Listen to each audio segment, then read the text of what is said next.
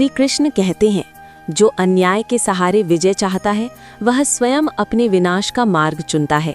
बिना विवेक की शक्ति अंततः मृत्यु का कारण बनती है। आज की महाभारत कहानी के पात्र जयद्रथ, अभिमन्यु वध का दोषी, अर्जुन की प्रतिज्ञा की पूरी कहानी। महाभारत केवल शस्त्रों की टकराहट की कथा नहीं है, ये मनुष्य के भीतर चलने वाले भावनात्मक युद्धों का महाकाव्य है। इसी महाकाव्य का एक ऐसा पात्र है जयद्रथ, जिसे इतिहास ने प्रायः केवल अभिमन्यु वध के दोषी के रूप में याद रखा है।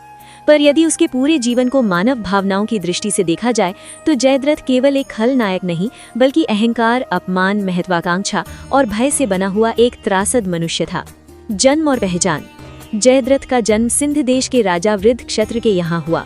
वो बचपन से ही राजसी वैभव, शक्ति और विशेषाधिकारों में पला बढ़ा। उसे ये सिखाया गया कि वो दूसरों से श्रेष्ठ है, कि सत्ता ही सत्य है। यही बीज आगे चलकर उसके पतन का कारण बना। वो पराक्रमी था, शस्त्र विद्या में निपुण था, पर धैर्य और विनम्रता उसके स्वभाव में नहीं थे। भीतर कहीं एक असुरक्षा भी थी, खुद को सिद्ध करने की बेचैनी, द्रौपदी से अपमान और भीतर जगा विष। जयद्रथ का जीवन उस दिन निर्णायक मोड़ पर आया जब उसने वनवास काल में द्रौपदी को बलपूर्वक हरण करने का प्रयास किया। ये केवल एक अपराध नहीं था, ये उसके भीतर पल रहे अहंकार का विस्फोट था। जब पांडवों ने उसे पराजित कर द्रौपदी के सामने अपमानित किया, तब भीम और अर्जुन उसे मारना चाहते थे, पर द्रौपदी ने उसे जीवन दान दिया। यही करुणा जयद्रथ के लिए सबसे बड़ा दंड बन गई। उस दिन जयद्रथ के भीतर एक आग जल उठी। मैं क्षत्रिय होकर अपमानित हुआ हूँ, अर्जुन और पांडव इसका मूल्य चुकाएंगे। यही से वो अर्जुन को अपना सबसे बड़ा शत्रु मान बैठा। तपस्या और शिव का वरदान। अपमान ने जयद्रथ को तपस्या की ओर ढकेला। वो वन में गया और शिव की घोर आराधना की। शिव प्रसन्न हुए, पर उन्होंने उसे पूर्ण विजय का वरदान नहीं दिया। जयद्रथ को वरदान मिला कि वो एक दिन के लिए पांडवों को रोक सकेगा, अर्जुन को छोड़कर। ये वरदान उसकी सबसे बड़ी गलतफहमी बन गया। उसने इसे अपनी महानता समझा, जबकि ये केवल नियति का जाल था। महाभारत युद्ध और अभिमन्यु का वध। कुरुक्षेत्र युद्ध के 13वें दिन चक्रव्यूह रचा गया। अभिमन्यु उसमें फंस गया। जयद्रथ ने अपने वरदान का उपयोग करते हुए पांडवों को अभिमन्यु तक पहुंचने से रोका। ये कोई वीरतापूर्ण युद्ध नहीं था, ये रणनीति के नाम पर किया गया अन्याय था।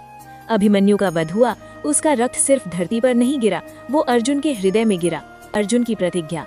अर्जुन ने प्रतिज्ञा ली, यदि सूर्यास्त से पहले जयद्रथ का वध न हुआ तो मैं स्वयं अग्नि में प्रवेश करूंगा। ये केवल बदले की प्रतिज्ञा नहीं थी, ये पिता का आक्रोश था। जयद्रथ भयभीत हो उठा। जिसने जीवन भर दूसरों को डराया था, वो स्वयं मृत्यु से डरने लगा। छल और इंद। कौरवों ने सूर्यास्त का भ्रम रचाया। जयद्रथ ने राहत की सांस ली, पर तभी श्री कृष्ण ने सुदर्शन चक्र से सूर्य को ढक लिया। अर्जुन ने उसी क्षण जयद्रथ का शीश काट दिया। विडंबना ये थी कि जयद्रथ के पिता को वरदान था, जो मेरे पुत्र का शीश भूमि पर गिराएगा, उसका शीश फट जाएगा। अर्जुन ने जयद्रथ का शीश उसके पिता की गोद में गिराया। प्रतिशोध पूरा हुआ, पर वो भी धर्म की सीमा में। जयद्रथ का जीवन क्या सिखाता है? जयद्रथ का जीवन बताता है कि अपमान को सुधार में न बदलकर प्रतिशोध में बदलना विनाश लाता है। वरदान भी विवेक के बिना अभिशाप बन जाता है। अहंकार सबसे बड़ा शत्रु है। वो अर्जुन का शत्रु था, पर वास्तव में वो अपने ही दोषों का बंदी था। महाभारत में जयद्रथ का अंत केवल एक व्यक्ति की मृत्यु नहीं है, ये एक चेतावनी है कि जब मनुष्य धर्म से हटकर शक्ति को ही सब कुछ मान लेता है तो उसका पतन निश्चित होता है।